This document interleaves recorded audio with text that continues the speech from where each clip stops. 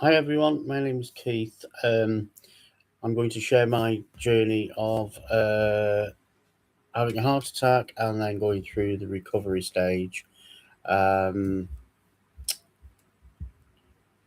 I'm just trying to get used to this new system on YouTube.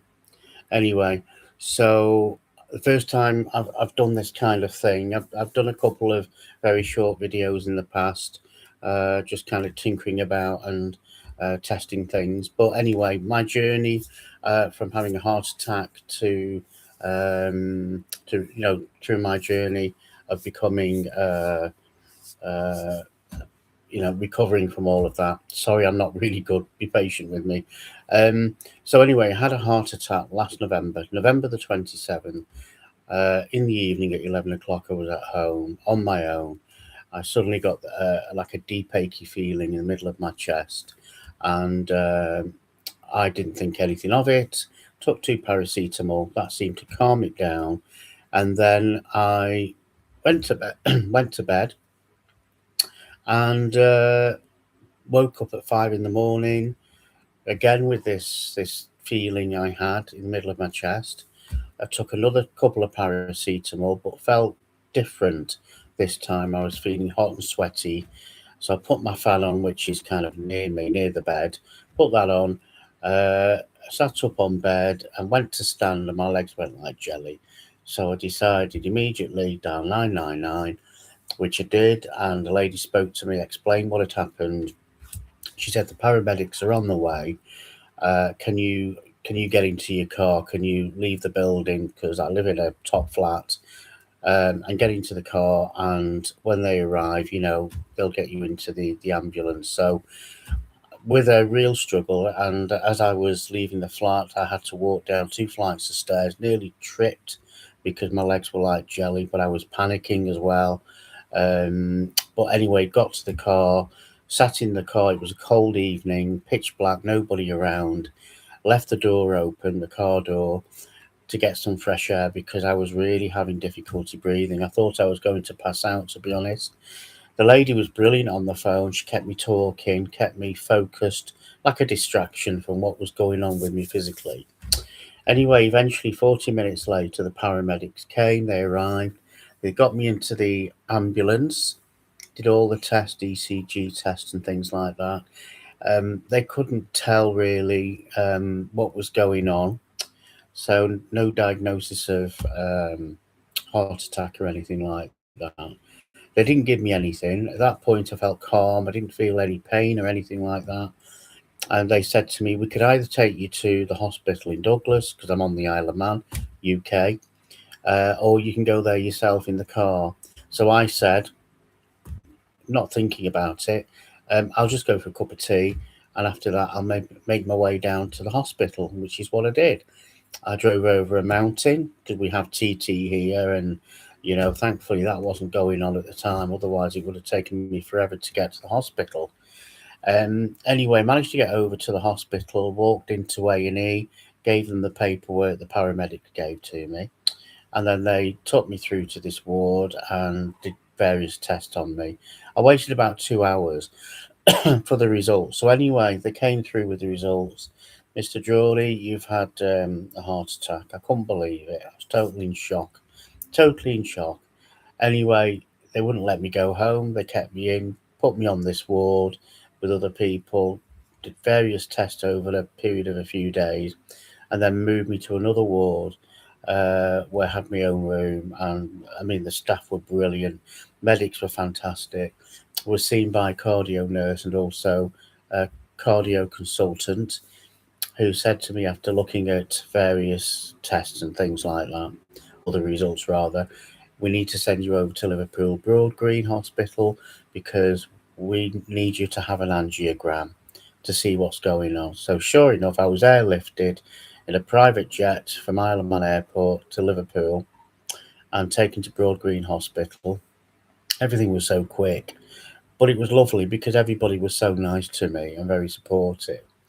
So got to Broad Green, and they settled me in, and then it came to the part where they had to take me down to theatre to have an angiogram done, which is like a very thin tube they put into the wrist. It goes up the arteries into your heart area, and they look at your arteries to see what state they're in. Um, so after that, went back to the ward where I was staying with other gentlemen who were going through the same procedures, and the cardio consultant came to see me and said, "Mr. Drawley, you've got three third arteries. You need a triple bypass." Well, I nearly died. I couldn't believe it. So anyway, several days later, I was then taken down to theatre again for the operation, about 4 or 5 hour operation. And then came out of that. The operation was a success.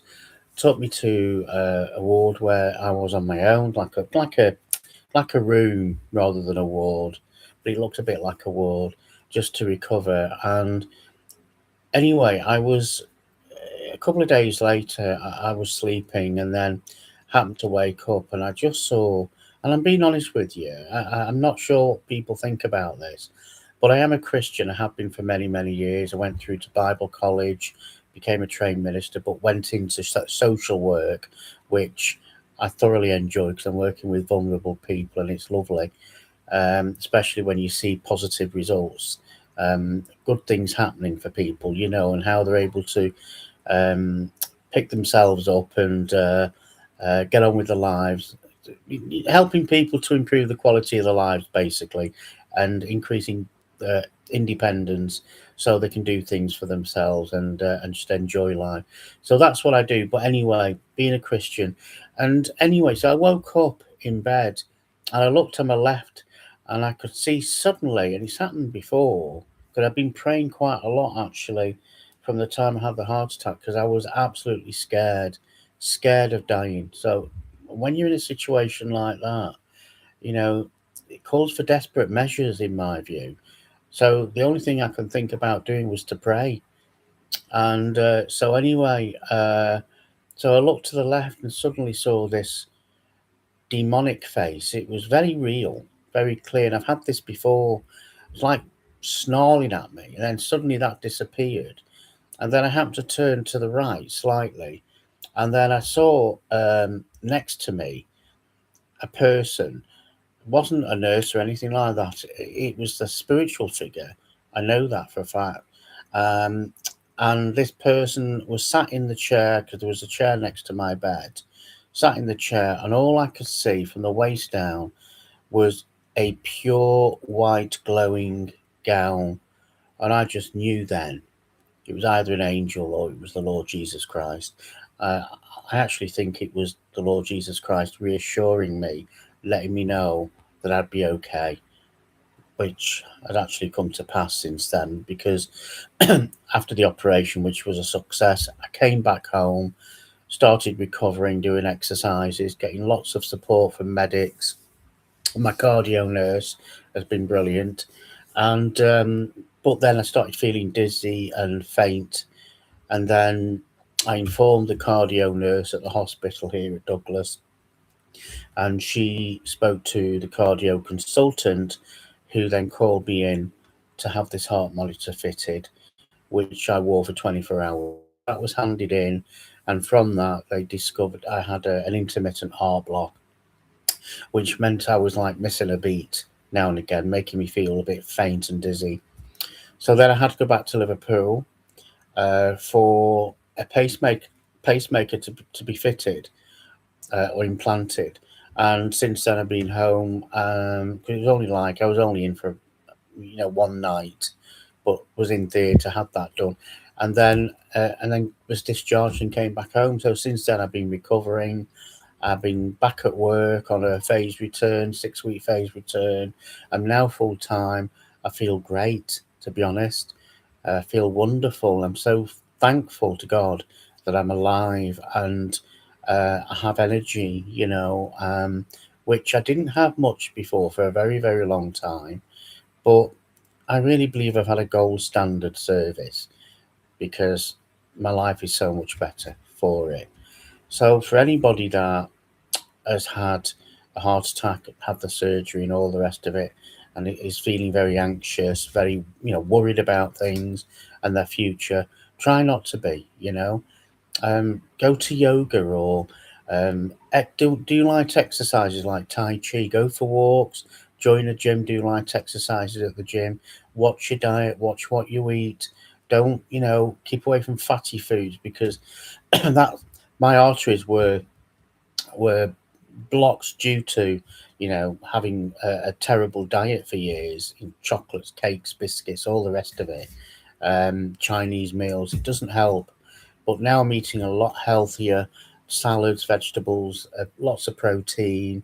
I mean, I've got a bag of nuts here, walnuts. So if I want a snack, instead of going for a big chocolate bar or something like that, I just have a couple of walnuts, some water, a cup of tea, or maybe even green tea, which is not bad for you.